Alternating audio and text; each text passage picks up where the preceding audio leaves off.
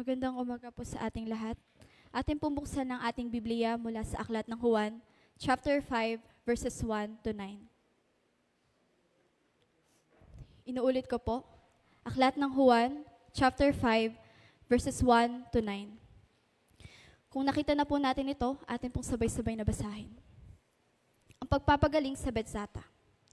Pagkaraan nito'y dumating ang isang pista ng mga Hudyo at pumunta si Jesus sa Jerusalem. Sa lungsod na ito, malapit sa pintuan ng mga tupa, ay may malaking imbakan ng tubig na may 5 portiko. Kung tawagin ito sa wikang Hebreo, ay Bethzata. Nasa paligid nito ang maraming may sakit, mga bulag, mga pilay at mga paralitiko. Sila'y naghihintay na gumalaw ang tubig. Dahil may panahong ang isang anghel ng Panginoon ay bumababa at pinapagalaw ang tubig at ang maunang lumusong sa tubig, matapos na ito'y gumalaw, ay gumagaling sa anumang karamdaman. May isang lalaki doon na 38 taon nang may sakit. Nakita siya ni Jesus at alam niyang matagal nang may sakit ang lalaki. Kaya tinanong niya ito, "Gusto mo bang gumaling?" Sumagot ang may sakit, "Ginoo, wala pang maglulusong sa akin. Kapag gumalaw na ang tubig, papunta pa lamang ako, may nauuna na sa akin." Sinabi sa kanya ni Jesus, "Tumayo ka. Buhatin mo ang iyong higaan at lumakad ka." Noon di gumaling ang lalaki. Binuhat ang kanyang higaan at lumakad. Pinagpala po ng Diyos ang pagbasa ng kanyang makapangyarihan at mabuting salita. Amen. Bago po tayo umupo, tayo po ipumalakpak sa ating Panginoon. Hallelujah. Napakabuti. Napakabuti po ng ating Diyos. Amen. Napakabuti nga po niya sa ating lahat. Amen. Purihin po ang Panginoon. Good morning sa atin. Welcome po kayo sa ating pagsamba ngayong umagang ito sa ating pong Iglesia and the Sanctuary Assembly of God. Welcome din po sa mga panauhin natin ngayong umaga. Si Nanay, nakita ko ngayong umaga. Good morning, Nay. Yan. Sa iba pa dating mga kasama dito ngayong umaga, welcome po kayo. Those who are joining us online, welcome. Parang nakita ko kanina si Jeremy, no? Welcome. Sa purihin ng Panginoon. Salamat sa Kanya. Amen. Ang sarap magpuri sa Panginoon. Amen. Ano? Napakasarap pong bigay ng ating mga pasasalamat, ng ating pagsamba, ng ating pagpupuri sa Panginoon. Sa umagang ito, sa ating pong pagpapatuloy ng ating serye, ang pagtalakay, ang ating pong tinatalakay ay yung pong kalayaan, amen, or freedom. Gusto po natin makaranas ng kalayaan. Gusto natin makasumpong ng kalayaan sa pamamagitan po ng Panginoong Yesus. 12 po ito sa ating serye. Tayo po ay nasa ika-6 na, no? Kumbaga, nasa kalahatian na tayo ng ating pong pag-aaral ng salita ng Panginoon dito po sa seryeng ito. Okay? So, yung PowerPoint, pakiano nga. Ayan.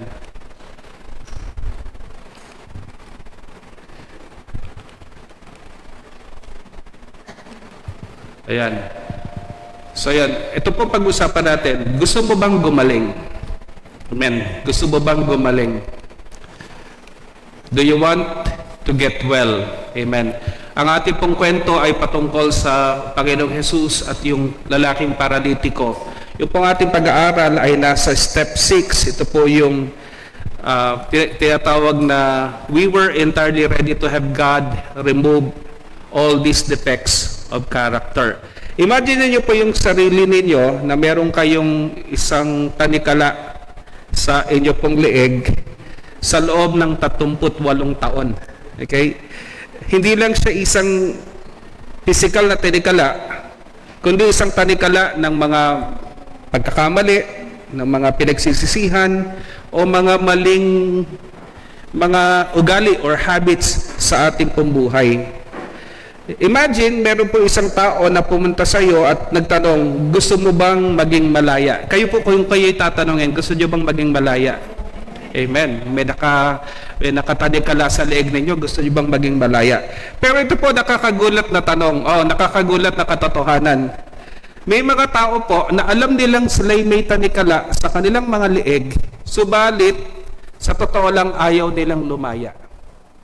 Amen. Tingnan mo po yung katabi mo.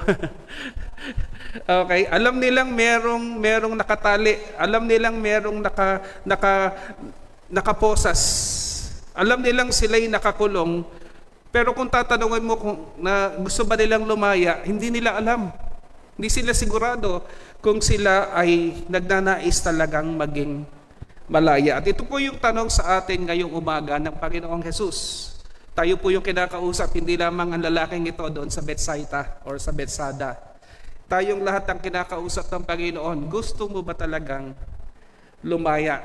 Sa aklat po ng Juan, binasa natin nga kanina lamang, na katagpo ng Panginoong Jesus ang isang paralitiko. Siguro nung siya ay bata-bata pa, malakas siya sa bisyo, mabarkada, na-stroke, na-paralyze. Kung sa panahon natin, ganun po ang diagnosis. Pero siyempre, wala pa pong ganong kaunlad na medisina nung panahon ng Panginoong Jesus. Basta ang tawag nila sa lahat ng hindi makakilos, ang tawag nila doon ay paralyzed. Ang lalaking ito, ang sabi ng Biblia, siya ay ilan? 38 years ng paralyzed. Wow. Pero ang dami-daming itatanong ng Panginoon sa kanya. Isa po yung tinanong ng Panginoon sa kanya, gusto mo bang gumaling? Sabihin mo nga sa katabi mo, gusto mo bang gumaling? Siyempre naman, di ba? Siyempre naman. Pero bakit ganon ang tanong ng Panginoon sa kanya? Diba? Bakit ang tanong ng Panginoon sa kanya? Siguro kung kasama ng Panginoon, sasabihin ko, Lord, sandali po. Obvious naman na ang lalaking ito, 38 years na nakahandusay, 38 years na nandito, namamalimos, 38 years na dinadala na marahil lang ng pagkain o tinutulungan nila ng mga kasamahan niya doon na mga may sakit, ng kapwa niya may karamdaman. Siyempre gusto ng tao na gumaling. Pero sa likod ng mga tanong, pantandaan po natin mga kapatid, hindi magtatanong ang Panginoong Jesus ng walang dahilan. Amen. Hindi magtatanong ang Panginoong Jesus ng walang dahilan. May malalim na dahilan, kaya itinanong ng Panginoong Jesus sa lalaking ito, gusto mo bang gumaling? Kasi dumating na sa punto sa buhay ng lalaking ito na ayaw na niyang gumaling. Amen? So, ano po ang ibig sabihin ng tanong ng Panginoon? Meron po kailang mga bagay na gustong ilinawin sa atin. Una po mga kapatid, desire healing, not just pity. May mga tao po na sa halip na magbago, sa halip na umayos, sa halip na gumaling, gusto nila ng awa. Kaawaan sila. Okay? They would rather stay with their poverty. Gusto lang habang buhay na mamalipas, kangina lang, bagong-bago lang, may pinag-uusapan kami ni Mami. Diba? Gusto nila sa habang panahon, mahirap sila para makapanghingi.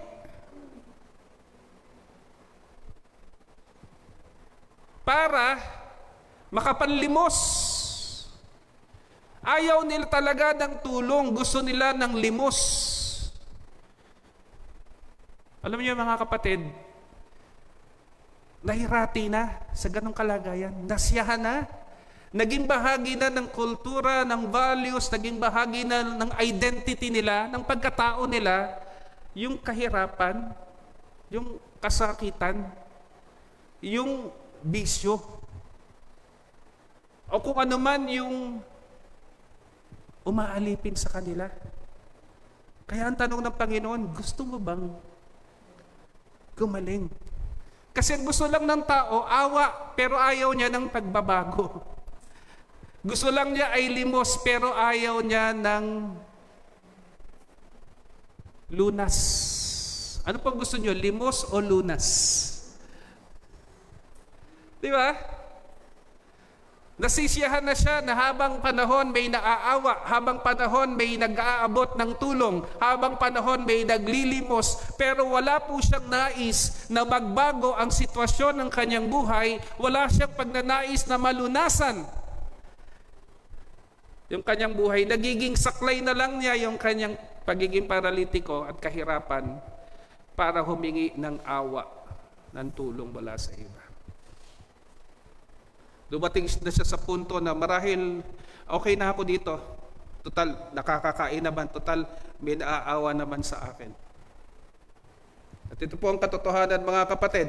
Hindi lahat ng nahihirapan gusto pong magbago.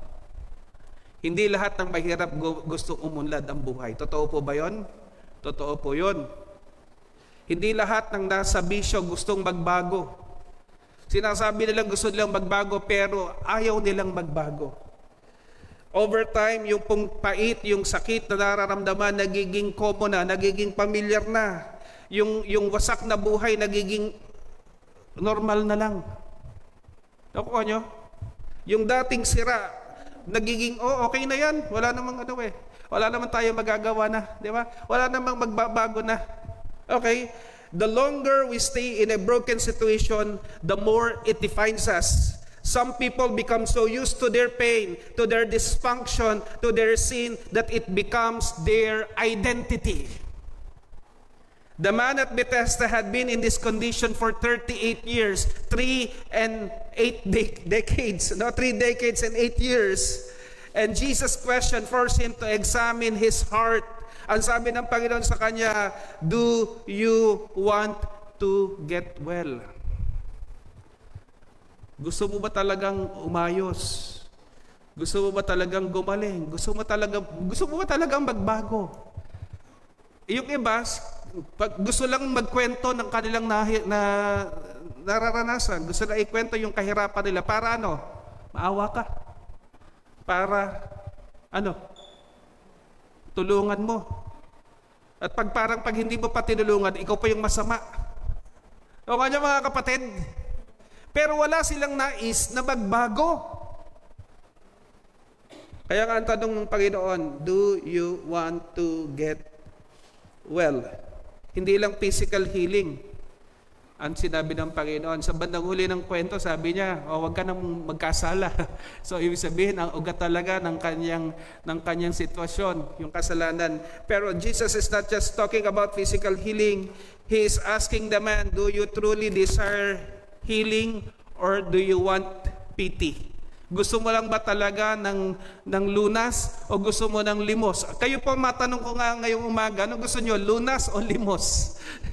Amen. Yung iba gusto limos lang Pero ang ino-offer ni Jesus ay lunas. Amen? Pero ang gusto natin limos, ang gusto natin awa.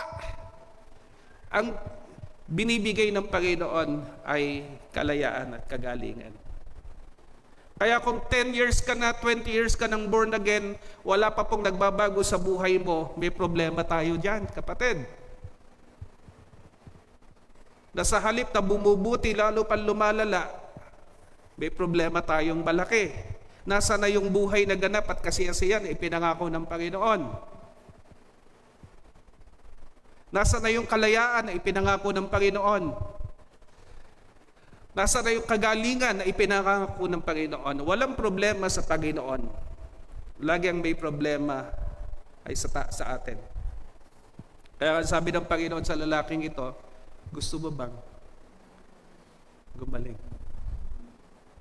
Gusto mo bang magbago? Handa ka bang magbago? Handa mo bang ayusin ang buhay mo? Kasi ang discipleship, ang pagsunod sa Panginoong Jesus ay pag-aayos ng buhay. Hindi pwedeng sumusunod ka sa Panginoon, hindi umaayos ang buhay mo. Pag ang tagal mo ng mananampalataya, ang tagal mo nang nagsisimba, wala pa rin pagbabago at hindi pa rin umaayos ang buhay, hindi ka talaga tunay na sumusunod. Kasi ang tunay na sumusunod sa Panginoon, umaayos ang buhay. Amen? Pag meron pang kailangang ayusin, sabi mo sa Panginoon, Lord, ayusin mo po yung buhay ko. Amen? Amen? Lord, gusto ko pong magbago. Pero gustong baguhin ng Panginoon, ayaw mo namang magpabago. Gustong alisin ni Lord yung mga bisyo mo, ayaw mo namang magpabago. Kaya nga tanong sa atin ng Panginoon ngayon, gusto mo bang gumaling? Gusto mo bang magbago? Ano bang gusto mo? Lunas o limos? Yun po ang tanong sa atin. Desire healing, not just pity. Meron po isang lalaki na nasa loob ng kulungan. Ang tagal-tagal na po niya sa kulungan. Isang araw, nakatanggap po siya ng magandang balita. Laya na siya. Pwede na siyang lumaya. Binuksan po ng mga bantay ang kulungan. Sabi po ng mga bantay, "Oh, pwede ka na lumabas. Malaya ka na." Pero nagulat po yung mga bantay. Ang sabi po ng lalaki, "Ayoko po. Dito na lang po ako. Masaya na ako dito sa loob." Nung una, akala ko hindi totoo yung kwentong ito. Nung napunta po ako ng Iwahig, 2 weeks ago, I was in Palawan in Iwahig. Totoo pala yung kwentong ito. Marami pong nasa Iwahig na matagal ng laya, matagal nang tapos ang sentensya nila, ayaw nang umalis sa Iwahig. Nasarapan na sila doon, nasiyahan na sila doon. Sabi po nila, hindi na po kami lalabas kasi baka yung pamilya ko hindi na ako tanggapin. Natatakot ako. Yun yung word eh. Natatakot ako hindi na ako tanggapin ng pamilya ko. Natatakot akong balikan ako ng mga naargabyado ko. Di ba? Natatakot ako. Kaya dito na lang ako. Nasanay na ako dito sa loob ng kulungan. Masarap na ang buhay ko dito. Okay na ako dito sa loob. Totoo pala yun. Kagaya ng lalaking ito. Ang sabi ng Lord, "Malaya ka na." Ang sabi niya, "Lord, ayoko pang lumaya." Tingnan mo katabi mo, parang ganito lang yan eh. Pinalalaya ni Lord, pero binuksan na ni Lord yung pintuan, tinanggal na ni Lord yung kandado, yung posas wala na, pero sabi niya, "Lord, dito na lang ako sa loob. Natatakot ako. Ayokong magbago, Panginoon. Dito na lang ako." Hallelujah. Many people remain trapped in their sins, in their pain, in their past. Not because there's no way out, but because they are afraid to change. Hindi dahil hindi binuksan ang pinto, hindi dahil walang dahan, walang paraan. Binuksan na ang pintuan, ayaw lang lumabas. Natatakot magbago. Iiwanan siya ng mga kumpare niya eh. Di ba? Yung mga barkada mo, lalayuan ka kasi nagbago ka na. Natatakot na mausig, kaya ayaw ilantad yung sarili na siya'y born again na. Natatakot na mapagsabihan na ikaw ay hallelujah. Praise the Lord. Natatakot. Ulitin ko ulit, many people remain trapped in their sins, in their pain, in their past, not because there's no way out, but because they are afraid to change. Pero kung kausap one time, alam mo, napakasimple lang ng solusyon ng problema mo. Iwanan mo yan. Dahil sa mali siyang relasyon. Sabi niya, "Hindi ko magawa." O bakit? Natatakot ako. Nasanay na akong kasama siya sa buhay ko. Sabi ko, nung ang tagal-tagal mo na buhay, wala yan sa buhay mo, nabuhay ka naman.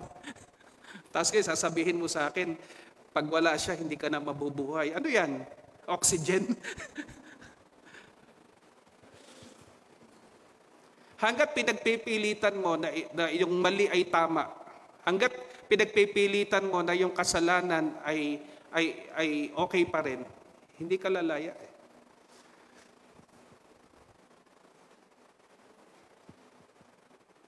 Ayun, hindi na ako kinausap. Sa halip na nagalit pa. Nagalit. Sabi ko, hindi na kita bobolahin. Hindi ko sasabihin tama yung ginagawa mo. Sasabihin ko yan, kasalanan yan. Bilang lingkod ng Panginoon. Pero kailangan mong gawin itong hakbang na ito. Kasi pag hindi mo ginawa ang hakbang na ito, hindi ka gagaling. Hindi aayos. Kahit anong ayos ang gusto mo, lalo lang bibigat. Naalala niyo yung kwento natin ng isang linggo, yung may dala-dalang backpack. Habang tumatagal, bumibigat ng bumibigat. Gusto mo ba talagang gumaling? Marami po, dahil sa takot, dahil nahiratit na sanay na sa buhay na yon, ayaw na nilang magbago. Pero ang ino-offer ng Panginoon, kalayaan. Amen? Palapakan natin ang Panginoon. Amen. Amen. Hallelujah. Hallelujah. Ito po yung tanong. Many people remain trapped in their sins, in their pain, or in their past. Not because there's no way out, but because they are afraid to change. Ano na lang, di ba? Paano na lang siya? Paano na lang kami? Di ba? Mahal na mahal ko siya. And sabi ni Lord, hindi nga pwede. Di ba? Ayaw nilang magbago. Ayaw nilang magbago. Natatakot silang magbago. Subukan mo lang. Amen. At makikita mo yung kalayaan. Na mas maganda pala yung nilalaan ng Panginoon. Di ba? Sa umpisa lang mahirap yan, pero sapat ang biyaya ng Panginoon. Kapatid, amen. Subukan mo lang. Amen. Number 2, stop making excuses. Nung sinabi ng Panginoon, gusto mo bang gumaling? Ano po ang sabi ng lalaki? Ano sagot ng lalaki? Sabi ba ng lalaki, opo, gusto ko pong gumaling. Ganun ba sabi ng lalaki sa kwento? Sa verse 7, sabi po ng lalaki, paano ba yan? Gusto ko talagang gumaling pero walang lusong sa akin sa tubig. Kasi may paniniwala sila na yung pool na yon may konting pamahiin pa, no?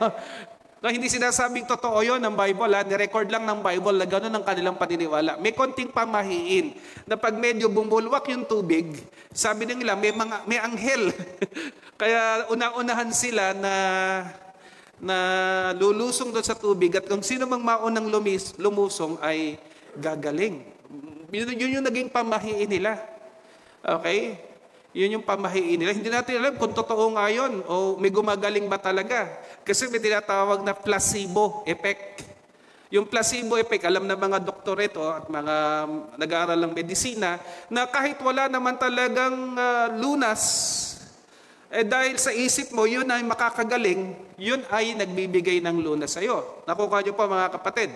Ang tawag doon ay placebo. Okay?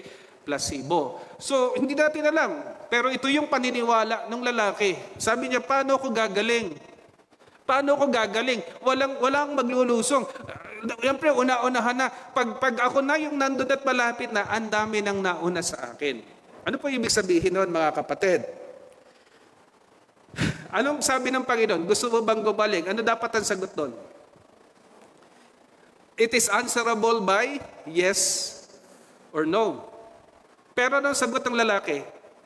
Ang sagot niya ay excuse. Amen? He made an excuse. He made an excuse. Okay, nagdadahilan pa, nangangatwiran pa. Okay? Alam niyo po mga kapatid, ito yung isang hadlang kung bakit hindi tayo nagbabago, kung bakit hindi umaayos, kung bakit hindi tayo nakakalaya. Ito po, makinig kayong mabuti.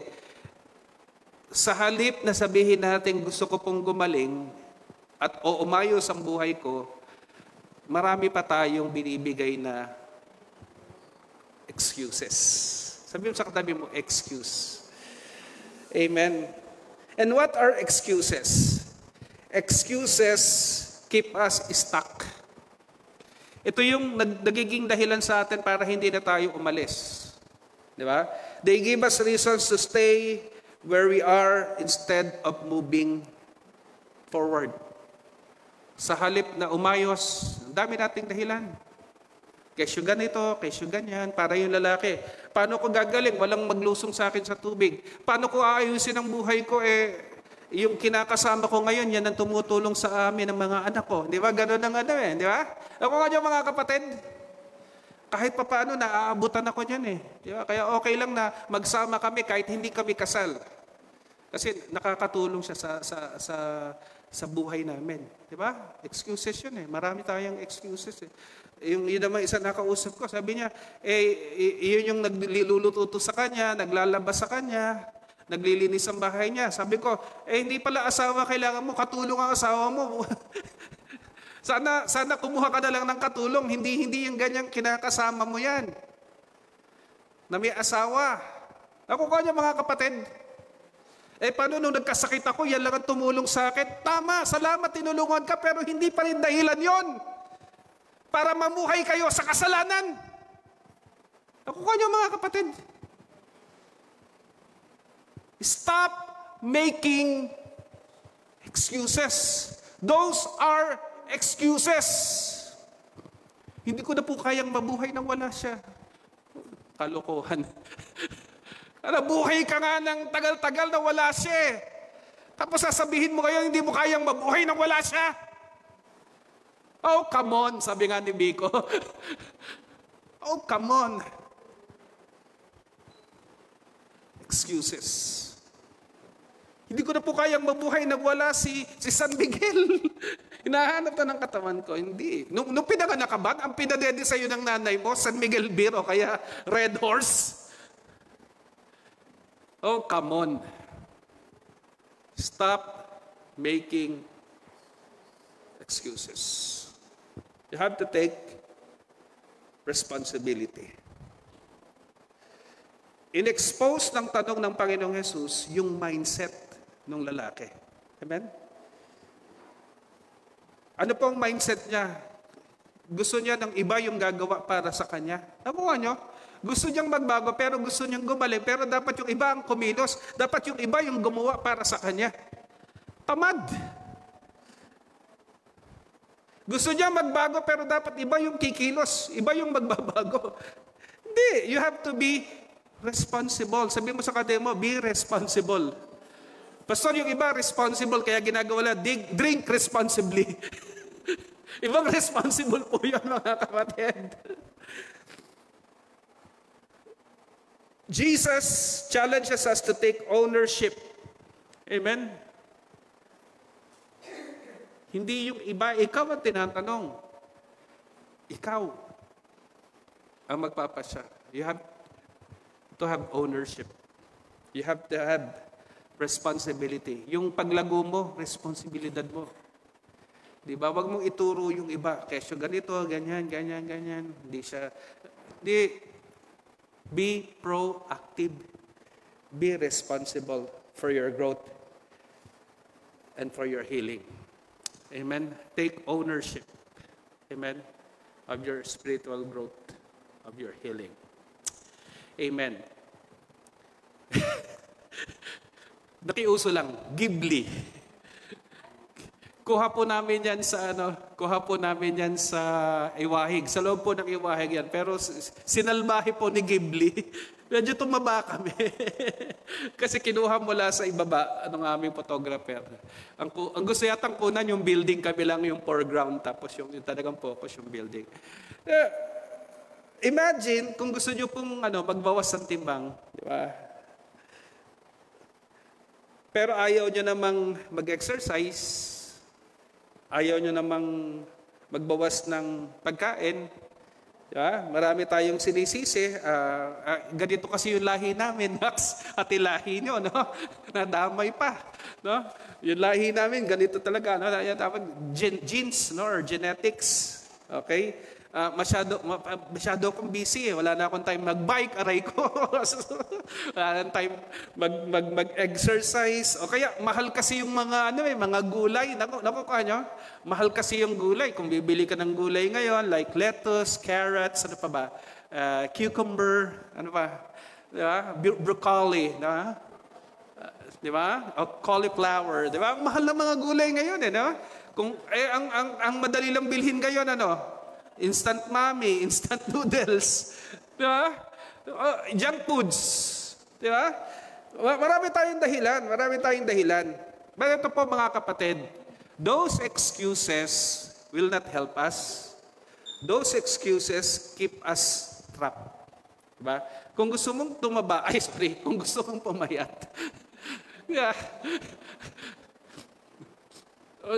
Minsan may nagtanong sa akin di ba? Pastor, bakit Sabi ko, hindi naman ako ganong kumakain. Anpak, minsan isang beses lang ako kumain ng kanin. Siguro dahil hyperthyroid ako. Nax! Sabi nung kausap ko, hindi ba pag hyperthyroid, pumapayat? Meron kasi mga cases na kahit hyperthyroid, tumataba. Again, that is an excuse. Nirebuke ako, sabi sa akin, excuse mo na lang yan eh. Na-realize ko nga, no? Totoo po, di ba? Excuse mo na lang yan, kaya hindi ka pumapayat. Diba? Kaya hindi ka pumapayat. Diba? Hindi ka kasi nagbabawas ng pagkain, diba? Buti po yung sugar ko okay pa, no? Yung cholesterol ko okay pa. Ang mataas sa akin ngayon yung uric acid. Hindi ko na alam saan ba nanggagaling ang uric, no? Hindi naman ako mahilig sa mga seafoods. Hindi maganong kumakain ng seafoods. Okay. So again, excuses keep us trapped. No? So stop, sabi mo sa katabi mo, stop making excuses.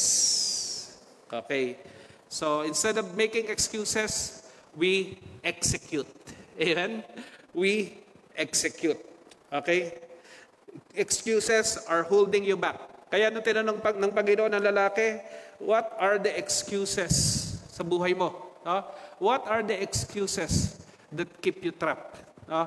What excuses are you holding on to? Hindi nyo alam yung excuse, habang hinahawakan mo yan, para yung nagiging posas na hindi ka nakakawala. Okay? Parang saklayan na hindi ka makalakad ng maayos. Di ba? So una, parang tinutulungan kang maglakad. Pero magaling ka na, may saklay ka pa rin. Okay na yung paa mo, may saklay ka pa rin. Pag panahon na magaling na yung paa, itatapon mo na yung saklay. Nakukuha niyo pa mga kapatid. Ganun ang mga excuses. Jesus is not asking kung ano yung mga excuses mo. Ang gusto ni Jesus, ano yung magagawa mo. Amen. At ito po yung pangatlo, mga kapatid. Ito yung pangatlo. Hallelujah. Healing requires action. Amen? Healing requires action. Ano ang ginawa ng Panginoong Jesus matapos siyang madinig ang lalaking ito sa kanyang pagdadahilan, sa kanyang excuse? Sabi ng Panginoon sa kanya, tumayo ka. And buhatin mo ang iyong banig. Tumakad ka. Wow! Wow! 38 years na nakahandusay, nakahiga doon, walang laban ang paa, ang kamay. Tapos sa kanyang isipan, hindi lang yung paa at hindi lang yung kanyang mga binti ang paralisado. Ang number one na paralisado sa taong ito, yung kanyang utak. Yung bang meron namang malakas naman ng katawan, pero dahil ang utak paralisado, walang magawa. Di ba yung katabi mo? Baka hindi nga paralyzed yung katawan yan. Paralisado naman ang utak. Di ba? Paralisado yung utak. Ang galing-galing naman. May kakayanan naman, pero bakit wala? Kasi paralisado ang utak.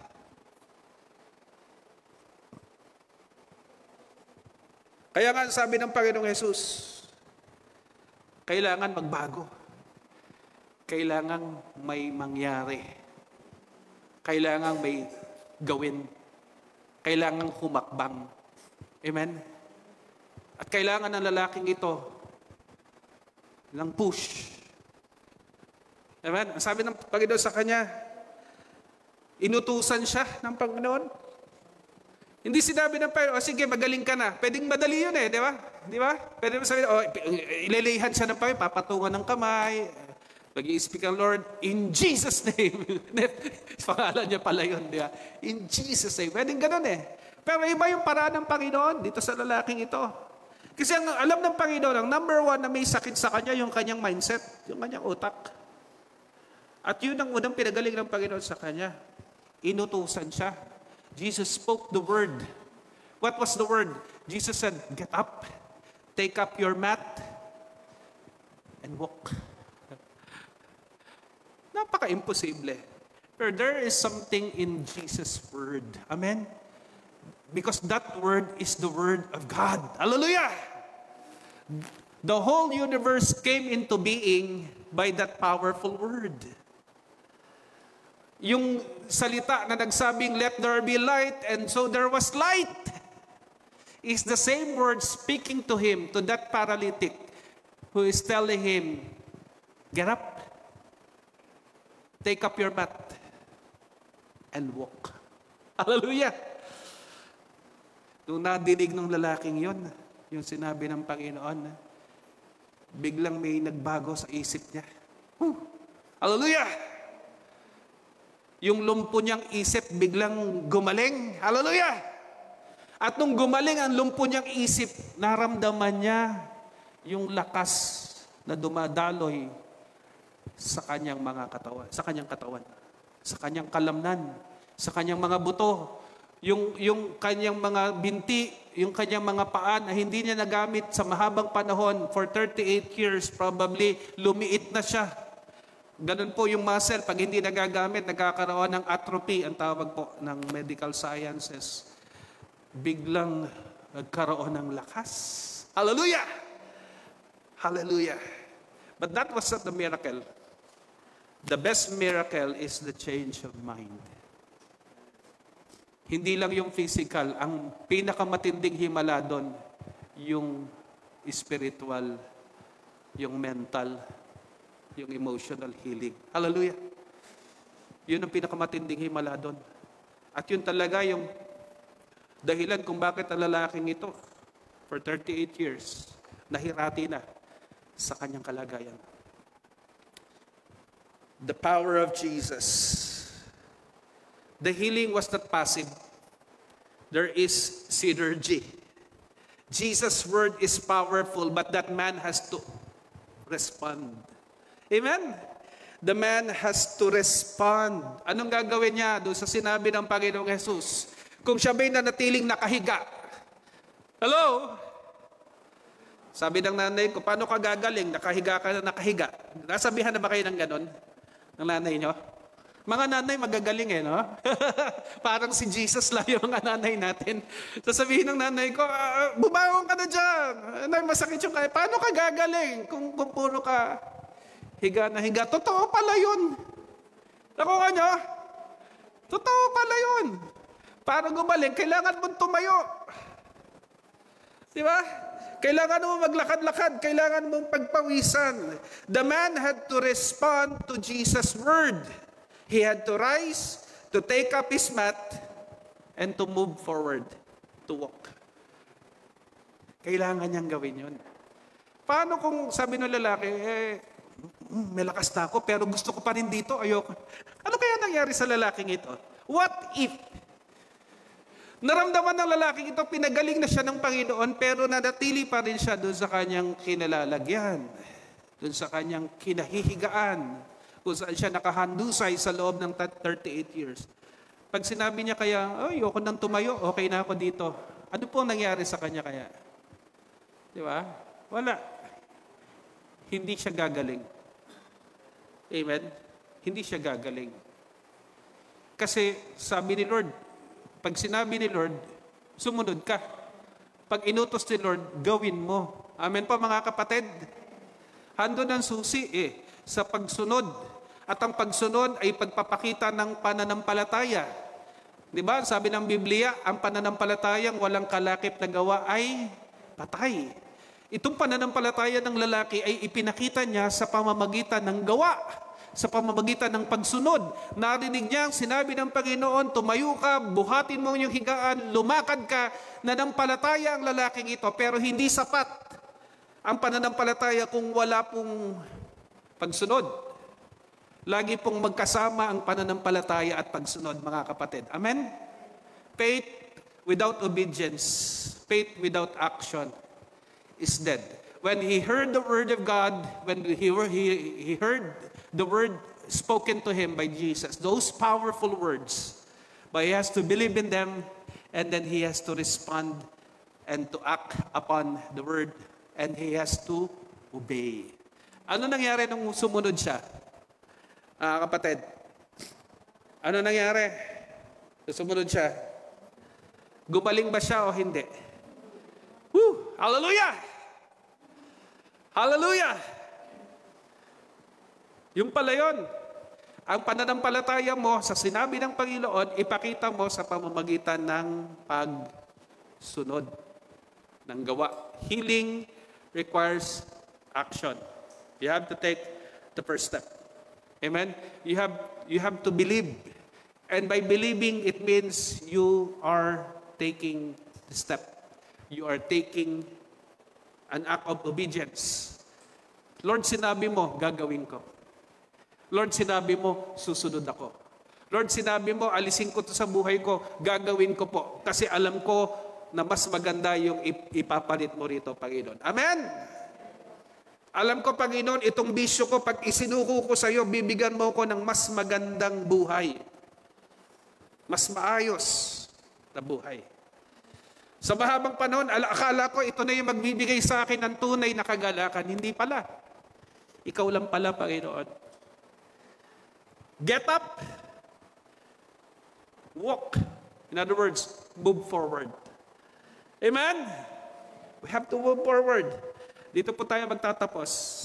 Sabi ng Panginoon sa kanya, get up, pick up your mat, and walk. Seryoso si Lord.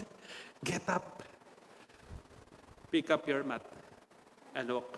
Kung ang lalaking ito'y nanatili po doon sa kanyang pagkakahiga, doon na magtatapos ang kwento. May mga tao po na namatay sila nung 40 anyos sila, nilibing lang sila nung 70 anyos na. Ano ibig sabihin? Wala nang pag-unlad, wala nang nangyari sa buhay nila after 40 years. Basically, they are already dead. Huwag naman po mangyari sa atin na namatay tayo nung edad 40. Pero ililibing lang tayo nung tayo ay 60 or 70 years old na.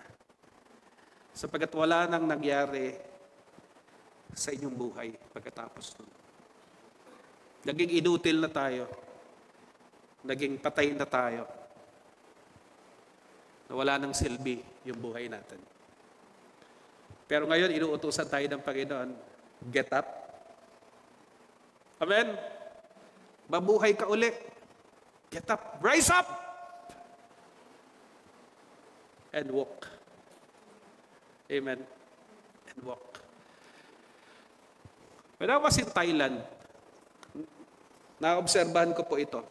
Amen.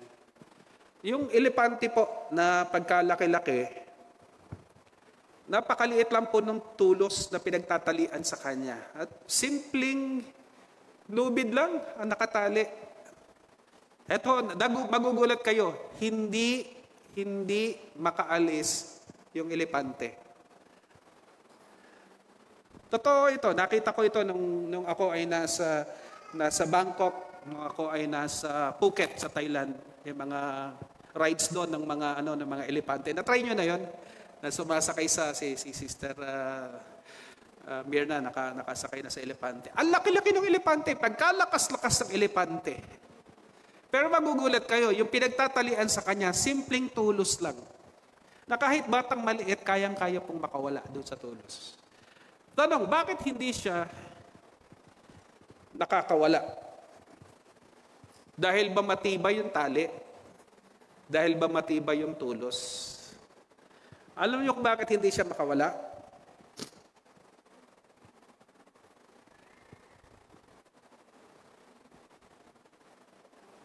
Ito. Yung isip niya. Ganito kasi yun. Nung bata pa siya, itinali po siya sa tulos. At ang inilagay sa kanya, tanikala. Kaya kahit anong pagpupumiglas niya nung bata siya, hindi siya makaalis. Ulit-ulit po niyang sinusubukang makaalis, hindi siya makaalis. Hanggang sa nung siya ay medyo malaki-laki na, napagpasyahan niya sa kanyang sarili na siguro hindi ko talaga kaya. Hindi talaga ako makakalaya dito. Kuha niyo? Over time, the elephant stopped trying. Kaya nga kahit siya ay full-grown na, napakalakas na, nakatali pa rin sila. Hindi dahil matibay yung pinagtatalian, hindi dahil hindi nila kaya. Naniniwala lang sila na hindi nila kaya. Yun ang naging katotohanan dahil yun ang pinaniwalaan. At ito po ang realidad. Kung ano yung pinaniniwalaan mo, yun ang nagiging katotohanan. Kung paniwala mo sa sarili mo, pogi ka, pumapogi ka talaga. Kung paniwala mo sa sarili mo, ganda-ganda mo, gumaganda ka talaga. Ganun eh. Kung ano ang pinaniniwalaan, yun ang naging katotohanan sa kanyang buhay. Pinaniwalaan niya sa isip niya, hindi na niya kaya na makawala. Ano nangyari? Kahit na ang laki-laki na niya, kahit na siguro 10 tao pa magtulong-tulong para pigilin siya, hindi siya kakayanin. Pero dahil sa kanyang payak na isipan, pinaniwalaan niya na hindi na niya makakaya, hindi na nga niya kaya. Na kung tutuusin, simpleng tadyak lang doon sa tulos, maubunod yun eh. Simpleng hakbang lang niya, pagod yung tali eh. Nakukuha niyo? It's just one step. It's just one step to freedom. But he didn't take the step. Why? Because the elephant believed that he can't. Because he believed he can't, hindi nga niya nagawa. Hindi nga siya nakalaya. So my friends, ito po ang kwento. Yung lalaki dito, para yung elepante, na trap na sa kanyang mindset, na iniisip niya, hindi na niya kaya. Hindi na niya kaya. Hindi niya kayang umalis doon. Sayahan na siya doon. May namamalimos naman sa kanya. May tumutulong naman sa kanya. May kumukonsinti naman sa kanya. Alam niyo yung mga yun, mga nagpapatuloy sa buhay lang kasi may kumukonsinti. Walang nagsasabi sa kanila, tigilan mo yan. Walang sumasaway. Naging laman na ng isip nila, hindi nila kaya. He was trapped. That he could not move. That he could not move forward. Pero sabi ni Jesus, get up, pick up your mat, walk. Walk. Amen? Walk. He was telling him, take the step. Jesus was telling the man, move forward. Hindi ka talaga nakakulong. Lumaya ka. Humakbang ka lang papalabas. Yun ang sinasabi ng Panginoon. Many of us are like the elephant, or like the man in Bethesda. We are held back by our past failures, our fears, our doubt. But the good news is, listen to this, Jesus is calling us to action. Hindi tayo pipilitin ni Lord eh. Pero ini-invite tayo ng Panginoon to take the first step and watch what happens next. Amen. Ito tanong ng Panginoon. Do you want to get well? Amen. Do you want to get well? The question is not just only for the man in Bethesda. It's also for you. Do you want to get well? Do you truly want to be free from what's holding you back? Ang tagal mo na sanang naglilingkod sa Panginoon. Pero dahil ang dami pang mga bagahe sa buhay mo. Dapat kayo, pastor ka na eh. Di ba? But some things keep holding you back. Ito magugulat kayo. Marami sa isip lang gusto nilang gumaling, pero sa totoo lang ayaw nilang gumaling. Not everyone will say yes.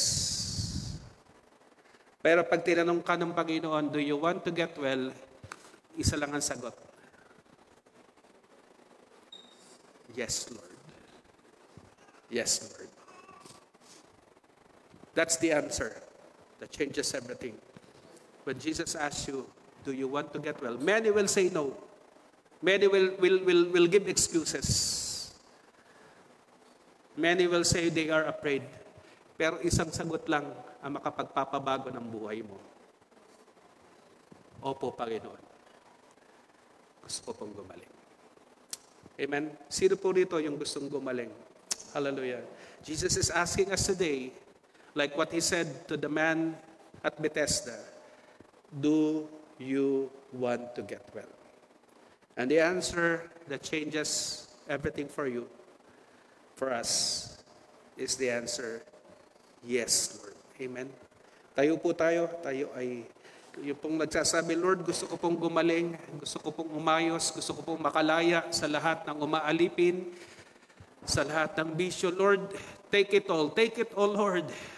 Hallelujah. I want to get well, I want to be healed. Lord, gusto kong gumaling.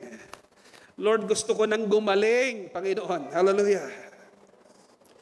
Oh, gusto ko nang gumaling. Hallelujah. Panginoon, sa oras na ito, lumalapit po ako sa iyo nang may buong pagpapakumbaba. Alam mo ang laman ng aking puso, ang lahat ng aking mga sugat, mga pagkukulang, yung aking nakaraan, maging mga bagay na pumipigil sa akin na lumakad sa kalayaan mo. Pero ngayon, Panginoon, narinig ko po ang iyong tinig, ang iyong tanong sa akin, gusto ko bang gumaling? Opo, Panginoon! Gusto ko nang gumaling. Gusto kong makalaya. Gusto kong lumakad sa bagong buhay na inihahanda mo po para sa akin. Panginoon, pagod na po akong manatili sa ganitong sitwasyon. Ayoko nang magtago sa takot, sa mga pagdadahilan, sa mga maling paniniwala at maging sa mga pamahiin na hindi ako maaaring magbago. Lord, baguhin mo yung aking isipan sa mga oras na ito. Instead of giving excuses, instead of fear, Lord, by the name of Jesus, in the name of Jesus, winawasa ko po ang lahat ng tanikalang ito sa pangalan mo, Panginoong Jesus. Pinapalayas ko po ang anumang espiritu ng takot at kawalan ng pag-asa na nasa aming mga puso ngayon. Isinusuko po namin ang lahat ng sugat ng aming puso. Sapagat ito'y pinapalitan mo po ng iyong kagalingan. At sa umagang ito, Panginoon, kami po'y lalakad at lumalakad sa pananampalataya. Hindi ayon sa nakikita, not by sight, but by faith, according to your word, according to your promises, O God.